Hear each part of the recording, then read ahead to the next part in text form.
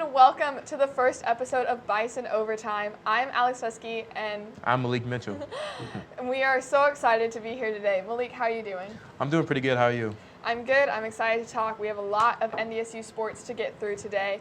But before we jump in, since this is our first episode, I thought it'd be good to give a little introduction. So, as I was saying, I'm Alex Dusky. I am a sophomore studying sports media, and I'm from Knoxville, Tennessee. I'm Malik Mitchell. I'm a freshman. I'm studying journalism, and I'm from Brooklyn Park, Minnesota. Obviously, there are a lot of spring sports happening here at NDSU. There's, remind me if I'm forgetting some, but there's football, men's and women's basketball, baseball, softball, soccer, football. Did I already say football? Yeah. Okay. Track, wrestling still has their stuff. So. Volleyball starting. Yeah. So obviously a lot of things to cover throughout this semester. So make sure that you're staying with us throughout this semester, and we'll try and give you the best updates that we have so far for Bison sports. Starting off with football. You know, the FCS moved their season to the spring. They announced that in the fall that they were going to play. But right now, they're unsure about the scheduling. Have you heard anything about that? Yeah, they're set to play their first game February 21st against Youngstown, so that'll be good. But without Trey Lance, right, which is going to be crazy. I don't know how they're going to make their new offense. Their new quarterback is Zeb. What's his last name? Zeb Nolan. Zeb He's a Nolan. transfer from Iowa State, I believe. Yep. And they're also losing other people like Adam, the running back. He transferred to another school. There's other people transferring, and there's a buzz behind Zeb Nolan from Iowa State. I don't know how he's going to perform. How do you think he's going to perform?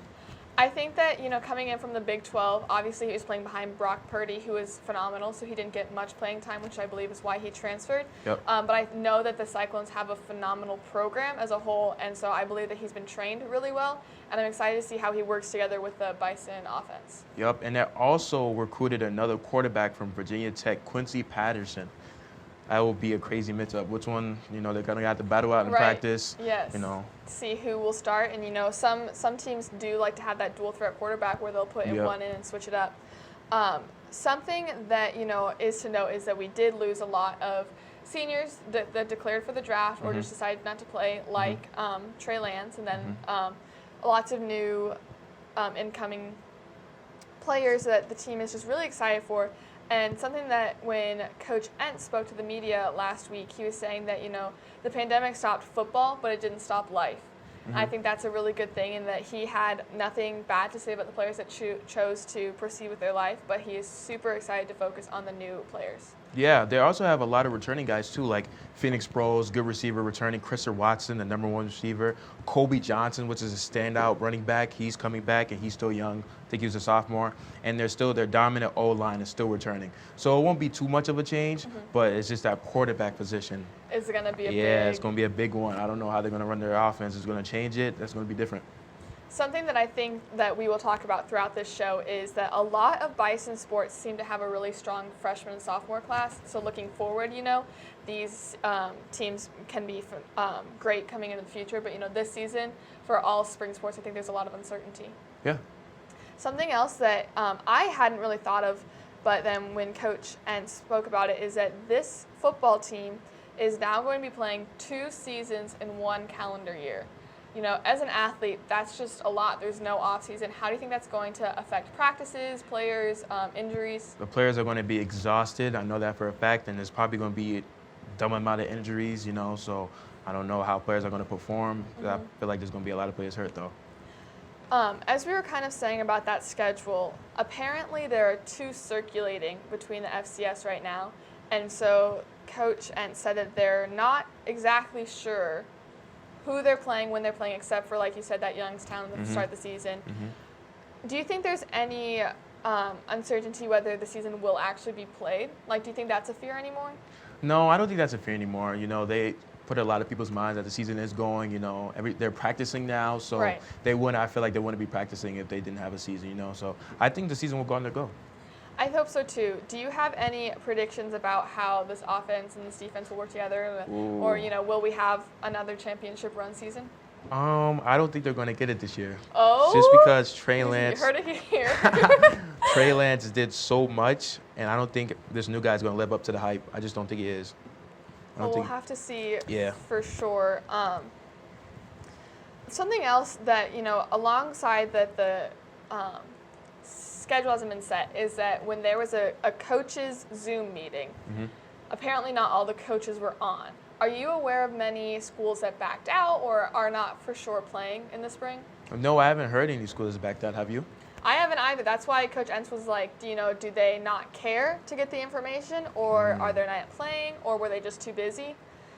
It's just hard to know. Yeah, I guess we'll see the upcoming season, but I don't see why, a football team wouldn't want to play or have a season, Exactly. So, yeah, we'll just have to wait and see. And hopefully the team can stay healthy, safe from COVID, and with injuries. I know a lot of the FBS teams and NFL team players, had those injuries early on in the season just because of that long break from playing. Yep. But I've talked to the athletic director, and he said they're doing pretty good. Their practice going smooth. No injuries yet. So, but it's a lot.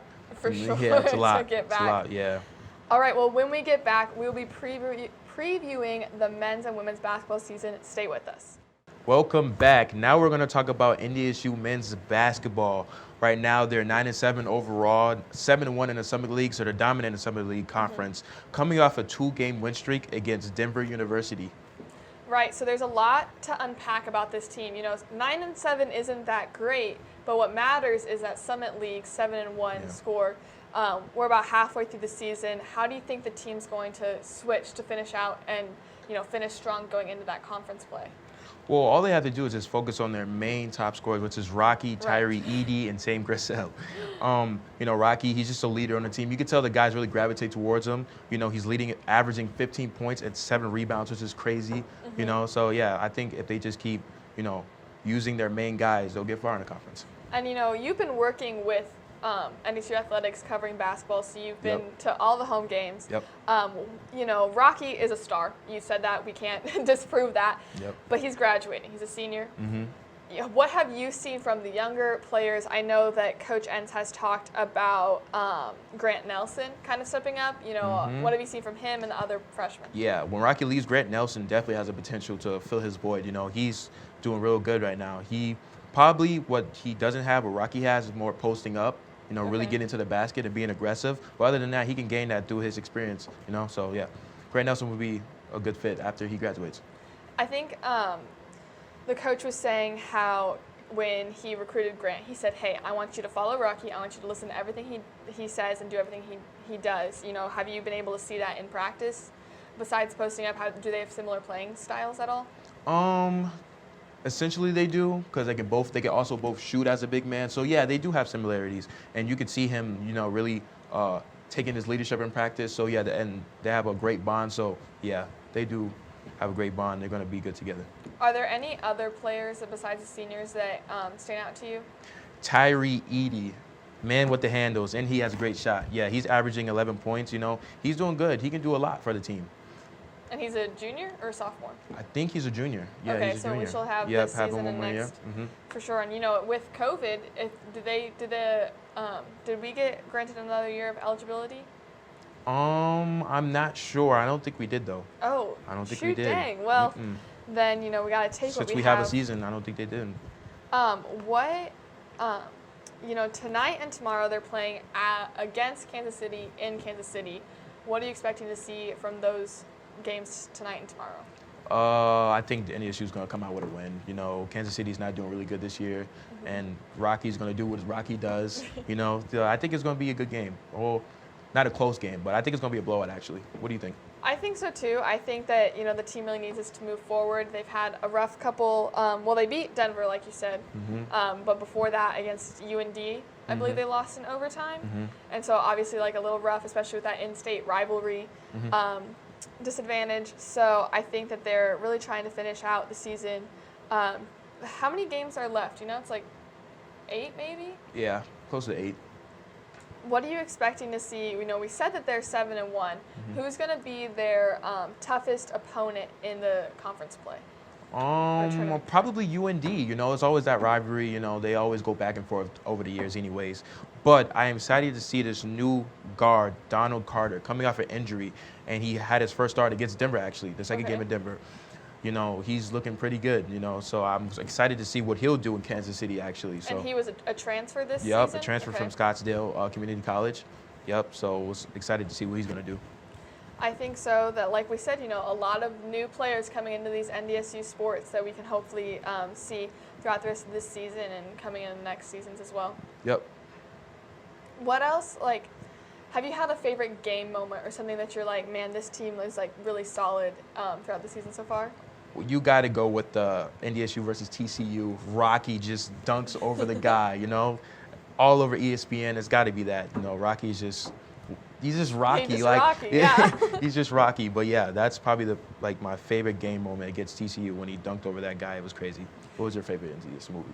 I would probably say that one as well. It's just one of those things, the TCU Big 12 matchup, just the excitement of that game is unreal to begin with, and then him just going out and being a star.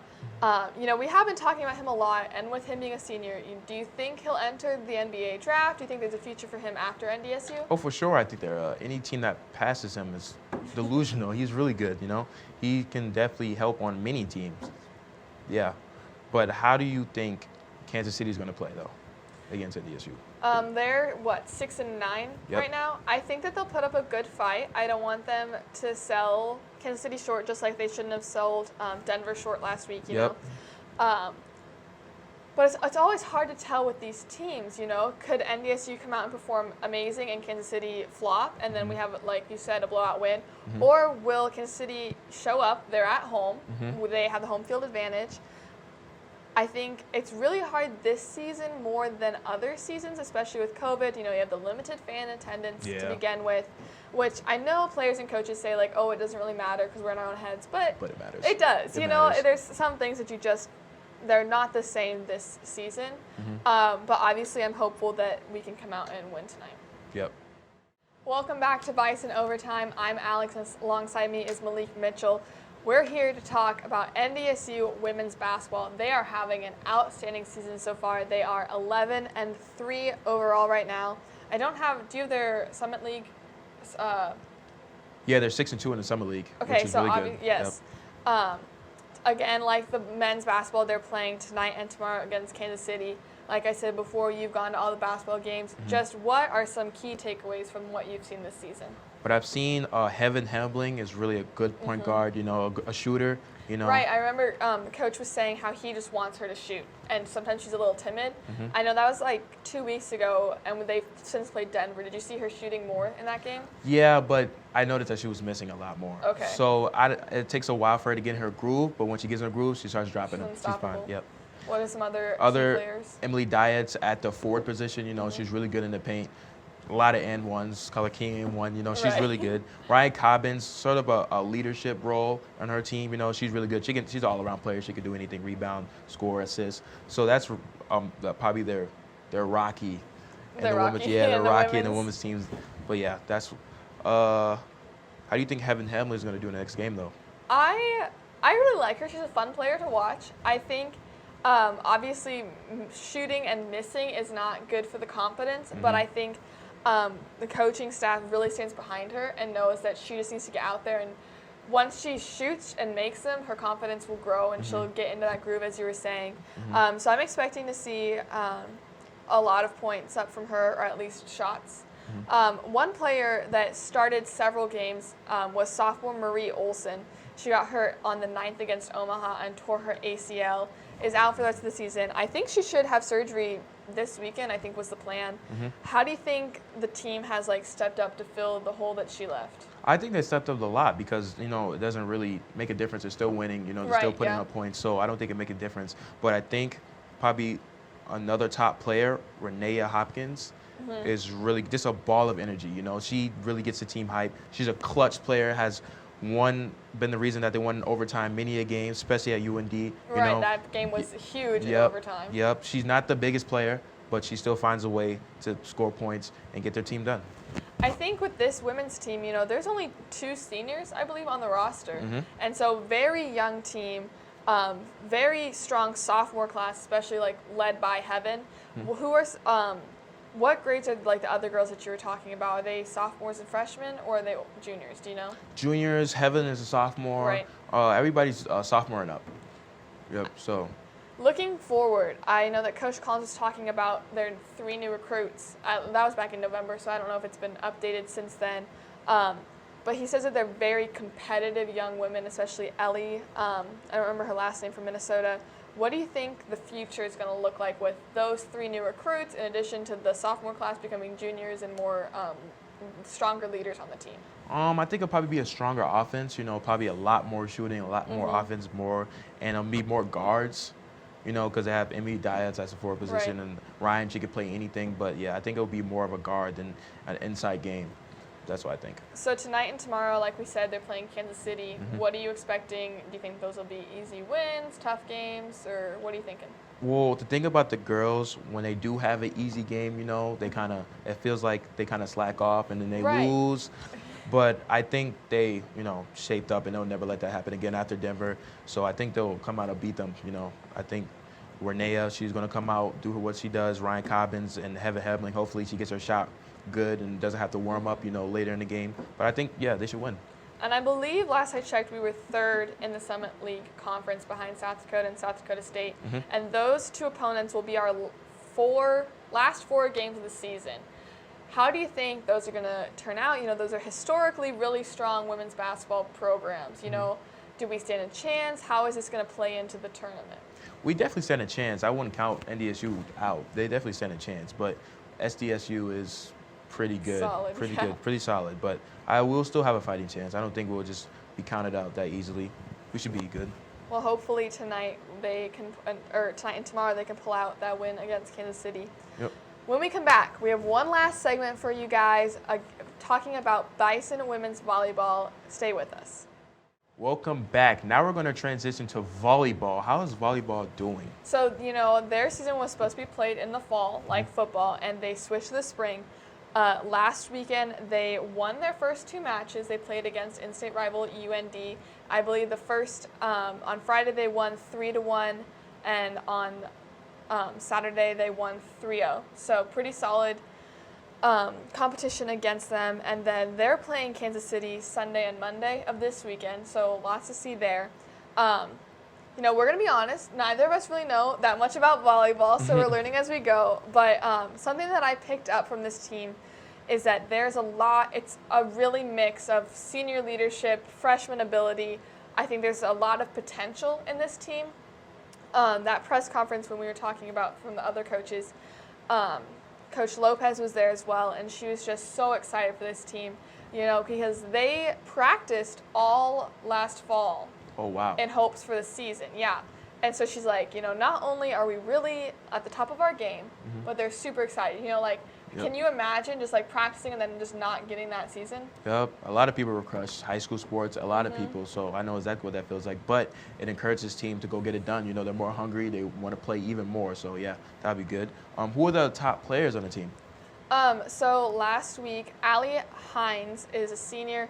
She's been phenomenal. And then Alexis Bachmeyer, I believe, is a freshman who really stood out to me.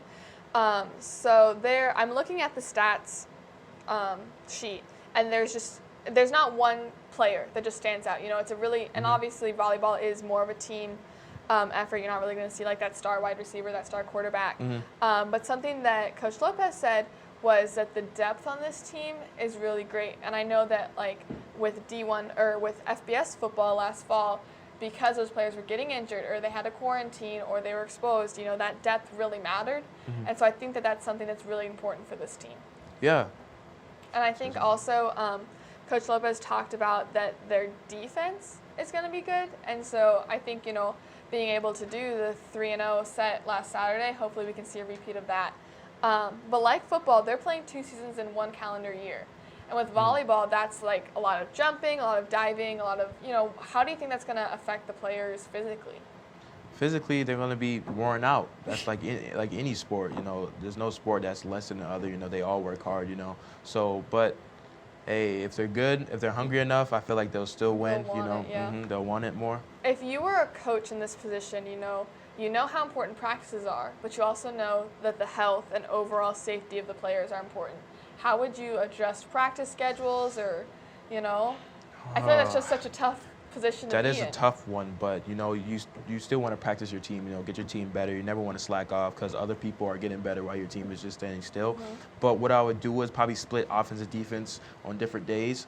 just how you know social distancing and stuff like Right. that. So, and that would just spread out. That would work. You brought up a good point about that social distancing. Something, you know, I haven't seen any sport where the players who are actively playing have to wear masks.